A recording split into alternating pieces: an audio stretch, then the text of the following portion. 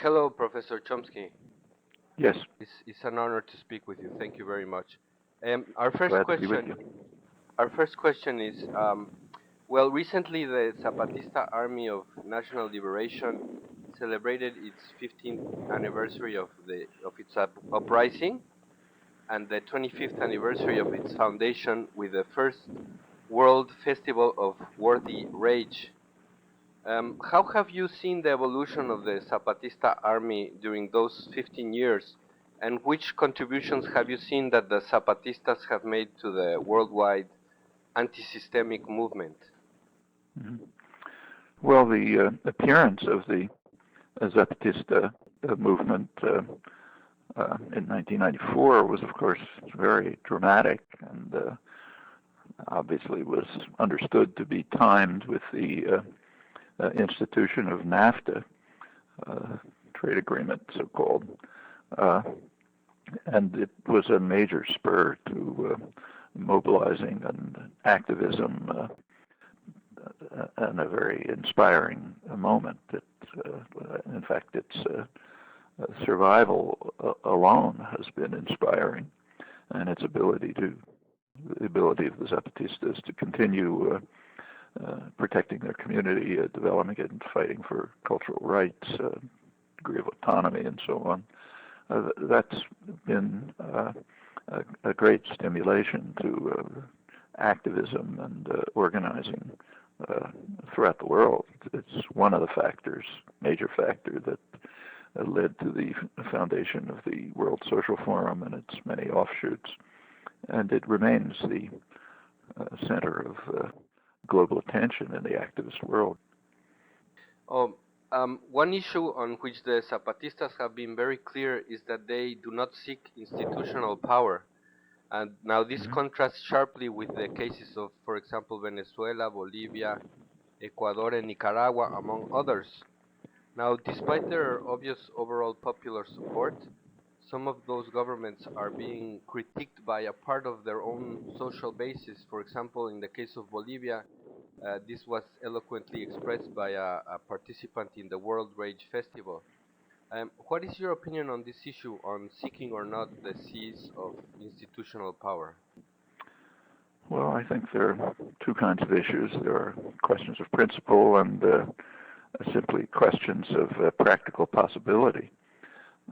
Just keeping to the latter, if you compare the Zapatista movement to the indigenous movement in Bolivia, there are fundamental differences. In Bolivia, the indigenous population is a considerable majority of the population, has a long history of militant struggle.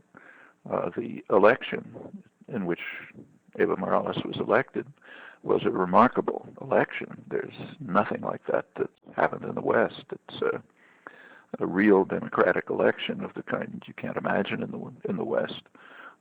Majority of the population, who the most oppressed population in the Western Hemisphere, organized, took part in an election, elected someone from their own ranks, not some rich person who's supposed to tell them what to do. Elected somebody from their own ranks. They knew the issues and voted on the issues, and they were important ones. Control over resources, cultural rights, justice, and so on. And furthermore, the election was just one stage, one step in an ongoing struggle. It wasn't, show up on election day, push a button, and go home. It's just another step in a struggle that's been going on for years. The Cochabamba water rights struggle and many others. Okay, that's real functioning democracy. And it's worth noting that it does not exist in the West. In fact, it was very interesting to read Western commentary on Obama's election about how magical it is. It could only happen in the United States, shows how magnificent the United States is, and so on. Well, by Western standards, that's probably true. But much more democratic elections regularly take place with much more remarkable results in the third world. The Bolivian one is the most extreme example, and it happened. In fact, the referendum that reinforced Morales's position was just before the U.S. election.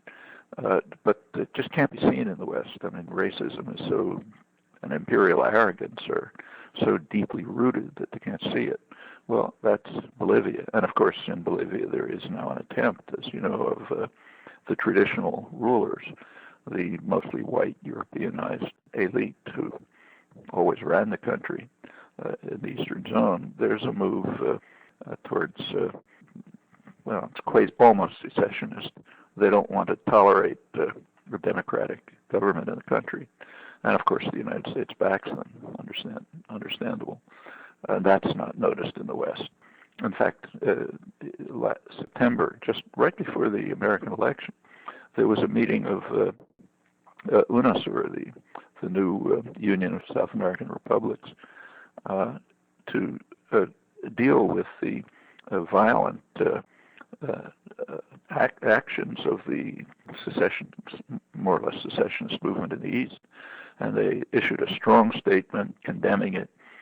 The statement was read by Bachelet in Chile and Santiago, a U.S. favorite. A strong statement condemning the violence, the efforts to undermine the democracy, supporting Morales.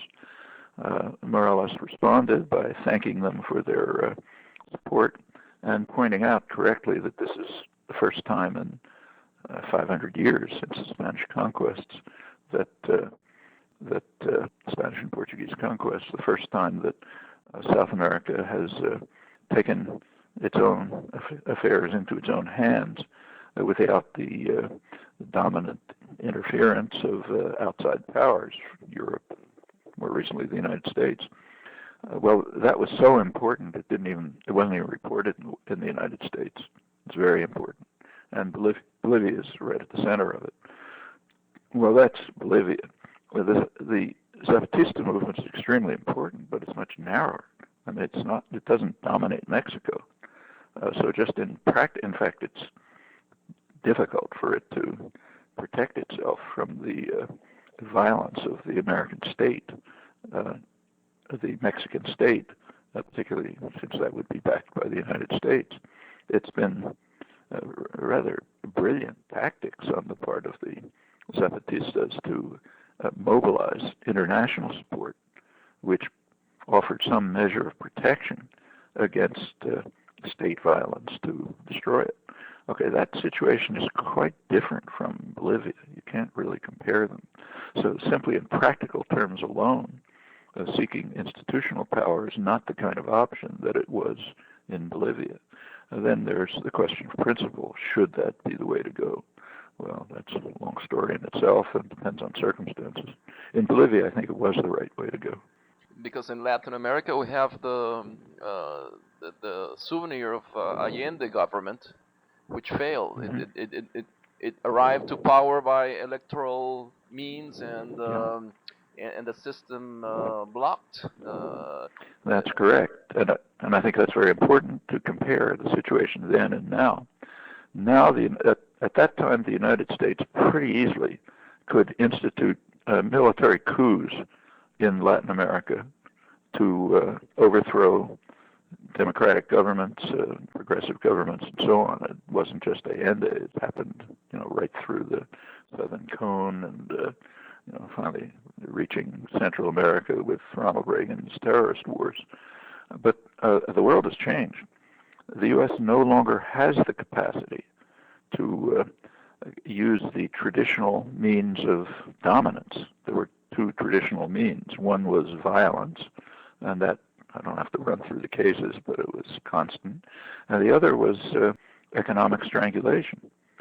The South American countries have substantially freed themselves from the controls of the IMF, which is just a branch of the U.S. Treasury Department, and European and U.S. investors.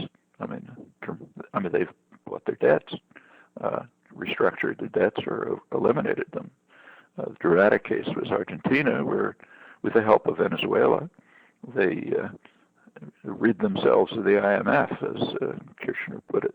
The same thing happened in Brazil, and Lula's government in a different way, and it's happening elsewhere. And that weakens the means of control by the United States. Evo Morales was quite accurate when he said that at the UNASUR conference in Santiago that this is the first time in 500 years that the South American countries, and notice it was all of them, even including Colombia, were able to take matters into their own hands without U.S. interference. So it's not like the time of Allende and the Argentine generals and the Uruguay state terrorists and the monsters in Argentina and so on. The U.S. just doesn't have those controls. It doesn't like it. And in fact, U.S. training of Latin American officers has increased pretty sharply. And they're hoping to somehow overcome those losses. But if you think about it, the only time the U.S. has been able to try a military coup in recent years is the failed coup in Venezuela, which the U.S. of course supported, but it was beaten back in a couple of days, and the successful coup in Haiti, where the U.S. and France, the traditional torturers of Haiti, were able to organize paramilitary forces to overthrow the elected government. But Haiti is a devastated state. I mean, it's under first France and then the United States. It's just been totally ruined. So yeah, the government was weak enough so they could overthrow it. But the normal procedures, like Allende, the Argentine generals, the Brazilian military dictatorship, or say invading the Dominican Republic, that's pretty much gone. The last U.S. invasion was Panama. Again, a sort of substantial a U.S. military base, basically, and substantial white Europeanized population. And there they just had to move in, kill a couple thousand people, kidnap somebody who wasn't following orders, veto a couple of United Nations resolutions, and pull out. So it isn't. Things are changed, and that does give more freedom of action to Latin America. Both in its, there are other developments too. The Latin American countries have begun to integrate, to move together. I mean, traditionally they were separated, so each country had its, was ruled by a small, rich, Europeanized elite, and their ties were to Europe or the United States. That's where the rulers had their, exported their capital. That's where they bought luxury items from. That's where they had their second homes and so on and so forth. Well, countries are beginning to integrate, and that's very important. It's going to be difficult and slow, but developments like the Bank of the South, UNASUR, the Mercosur, and so on, are at least the beginnings of some moves towards a kind of integration. And that's a prerequisite for independence. It means that the U.S. can't pick the countries off one by one. And maybe it'll try, but it's much harder when they're integrated. And to a limited extent, they're beginning to deal with their internal problems. I mean, Latin America has, the worst, close to, or maybe the worst inequality in the world. It's potentially a very rich area, but it has not developed. I mean, even now, the countries that are developing are basically doing so on the basis of primary products exports, which is not a mode of development, but the beginning at least. And they're also beginning to deal with some of the tremendous internal problems of enormous poverty and misery with extreme, right, side by side with extreme wealth. So that's taking place, and that also provides them with a measure of, at least moves towards independence, and impedes outside efforts, primarily U.S. efforts, to continue the control over them. They're also diversifying international relations. So there are South-South connections, say Brazil, South Africa, and India. There's the trade patterns are changing. Much more, the U.S. is still far and away the major trade partner, but China's investing, and Europe is investing, China's investing, and also purchasing commodities, those relations are increasing. And China is the one major power that is not intimidated by the United States. That's why the U.S. is afraid of China. It's not a military threat. It's just that it's not intimidated. Europe is intimidated, pretty much does what the U.S. wants. But China goes in its own course. I mean, you can see this dramatically in the Middle East, where the U.S. is trying hard to strangle Iran, and Europe sort of goes along, not entirely, but China just ignores it and keeps developing oil fields and so on. And in the case of Latin America, that's also quite important. So I think things have changed considerably since the Allende period. And it wasn't just Allende, it was the whole Southern Cone, later Central America. Yes, Professor Chomsky, we know that time is very short here. We would like to ask you one more question, and also with regards to the World Rage Festival. One of the conclusions that the Zapatista army expressed during this festival is their certainty that a popular uprising is nearing in Mexico. Now, recently, the Mexican newspaper La Jornada reported a study from the Pentagon that compares Mexico to Pakistan in regards to what they call security threats, and states that Mexico could become a failed state.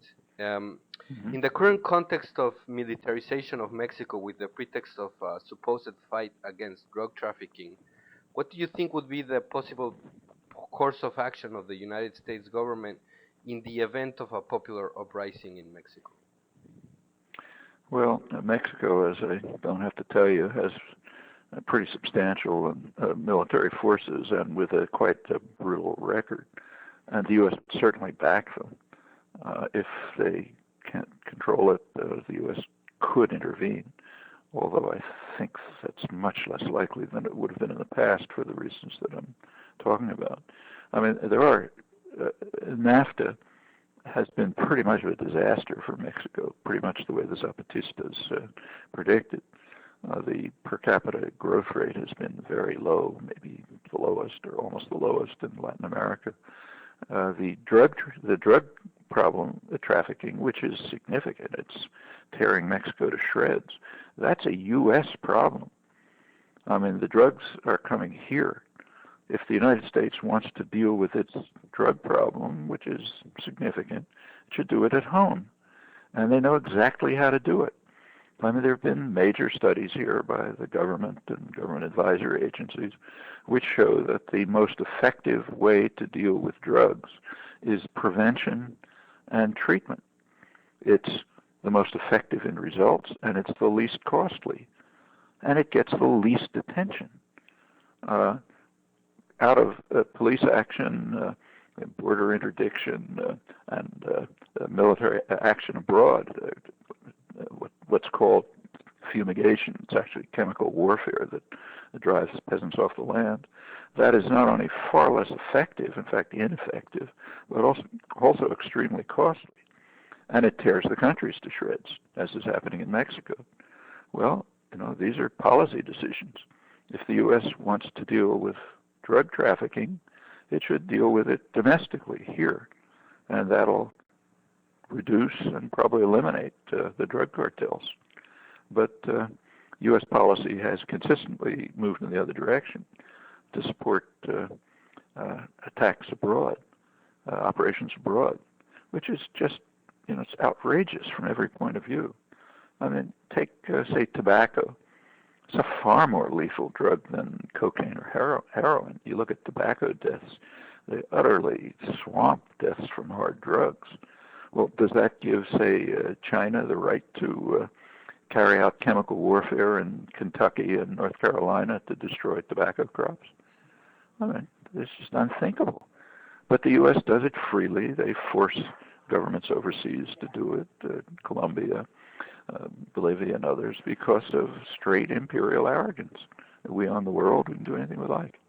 And it's not aimed at the drug problem, because they know that there are much cheaper and more effective ways to deal with the drug problem, but they're at home, where the problem exists. It doesn't exist in Bolivia. Yes.